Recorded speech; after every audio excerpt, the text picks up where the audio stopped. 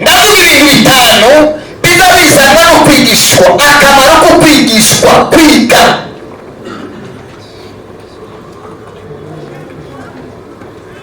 Mu gitondo navuze ngo Bibiliya c'est professeur, ni professeur w'ikirenga.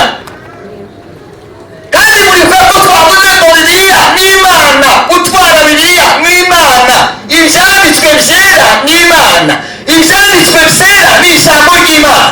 Ijambo ry'Imana riza ryigisha umuntu ryonyine, ridasabye undi muntu iruhande. Iyo waritunze rikakubamo, sema amina.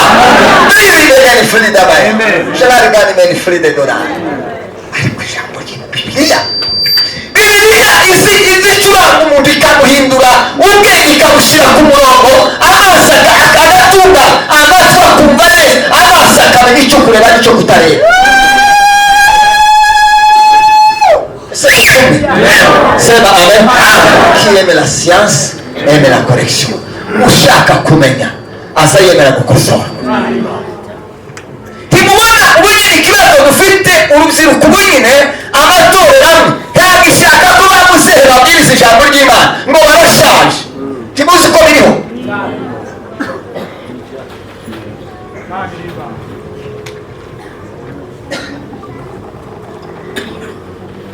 ngo utaragize gute, utaraganiriye na se, ntaza n'icyo sekuru yagize gute, yasize avuze.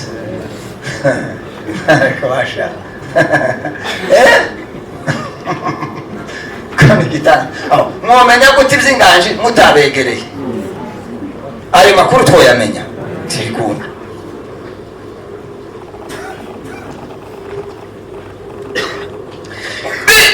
Ariko Bibiliya umuntu w'Imana ngo bwarabonetse ngo butuzanire agakiza, ariko ngo icyabuzana ni ukugira ngo butwigishe tujye ku ishuri ry'Imana. Bibiliya iza yigisha umuntu ikamwigisha, ndi mu kuyobora uburyo murimo kwitwara mutunze ibyanditswe byera, ndi mu kuyobora uburyo twigana isi dutunze ibyanditswe byera. Kandi Bibiliya ntizayemera ko yigana, oya, Imana ntizayigana. Ese turi kumwe? Imana yigana nde? Mwabakobwa muri bazima, muri abasazi.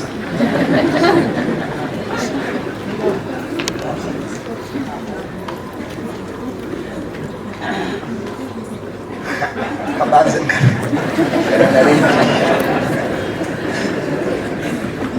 yepfo n'amahoro. Yesu ashimwe. Ibyanditswe byera ngo bigira umumaro wo kutwigisha, nibyiza bibyigisha umuntu bikamwigisha. Ngiye kuvuga rero, mwavuga ngo amen.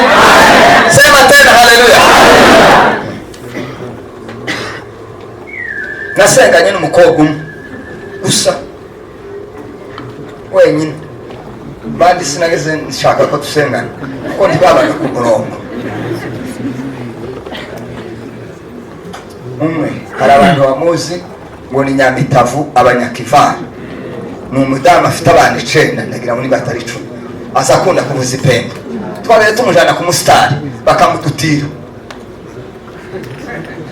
bakamudutira ngo avuze ipembe. Niwo mukobwa nabonye umunsi umwe twagiye gutarama ahantu mu karere kari nka kure y'amazu, ngo arangize we saa 8 aravuga ngo aratasha. Abasirikare baramubwira ngo baramuherekeza, babiri baramuherekeza ngo bagere imbere, baramubwira bati ntitwaguherekereje ubusa. Ntimwamberekereje ubusa? Ati harona aguye ngo amberekeze. Ati twasheka. Ngo ababwira ijambo, arabwira ngo mundebe, ngo nimubona ndi umukobwa ngo musubire muri iryo jambo. Yashitse none ngo bararebana, asubiramo arababwira ngo mundebe, nimubona ndi umukobwa musubire muvuga iryo jambo. Bamaberekera yonyine, bamababwira turashise. Bitavane atunze Imana, atunga Bibiliya. Nari naramutoje twagejeje mu butayu, sema haleluya. Ijambo ry'Imana ryari murimo ngo bamurebe, babona muri we hicaye Nyagasani, Uwiteka ari muri we, sema amina. Iryo rari ubwira uri mukurarikira ikihe cyose, nta byanditswe ufite. byanditswe bizabidutera agaseseme, ibigezweho ku bandi wowe ukaza bigutera agaseseme. Cyo bituma ba Daniyeli ibyo kurya bihiye twe turi mu kwasaba gusa akatwabaye kamarere. Simwe mvuze nyine mvuze abandi.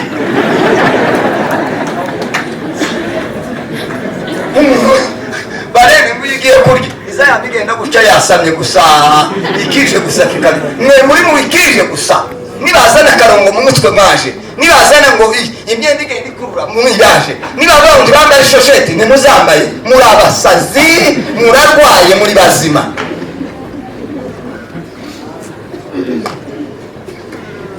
Babareke iyo tutabareze kandi bibiri vuga ngo tuzababazwa. Ahubwo dore kubazwa n'Imana no wazwa nawe tubahangana. Nta kibazo giteye no hangana nawe. Ese turacyari kumwe? Ko Imana ishubahiro.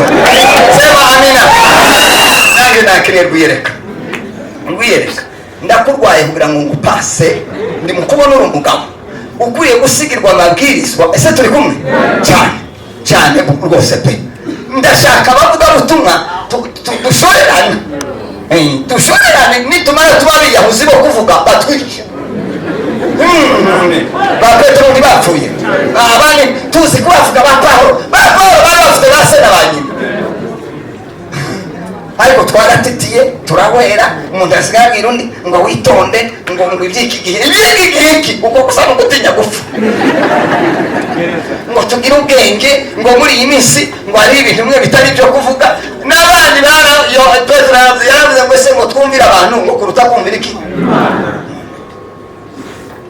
tudapfuye sugundi twa n'abari mu kwishwa bibye sikananswe wapfuye havugira Yesu Kristo wumva duhuye umuntu yishwa yibye n'uwavugira Yesu icyambere rero nuko mwana abigishwa ngo ba Yesu baramubwira bati Yesu twaragendanye nawe twarabanye hari twatwigishije.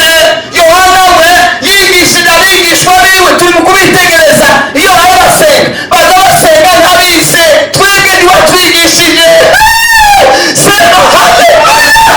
Uwo munsi Yesu abigisha muri muja gusenga ngo muze muvuga ngo data wa twese.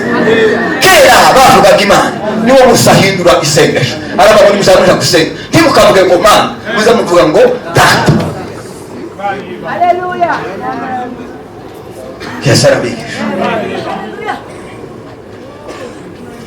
Kwiga bigira umumaro. Iyi tekinoloji yose muhamubona ubwo ubwenge bwose buva mu byo kwiga. Iyo umuntu yagiye kunanirwa azavuga ngo urumva ngo kwiga ngo ntacyo binamaze ntacyo nindavuye ko kwiga bidafite icyo bimaze. Ninda bakubwiye ko nimba byarakunaniye byarakunaniye utuze uceceke abo byashobokeye nibyo kwiga ni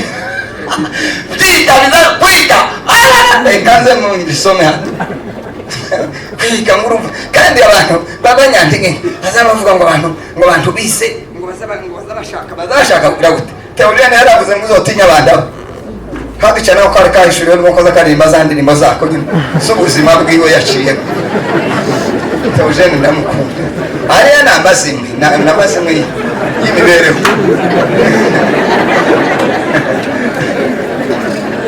Uriya dufite indirimbo zimwe zitarimo Yesu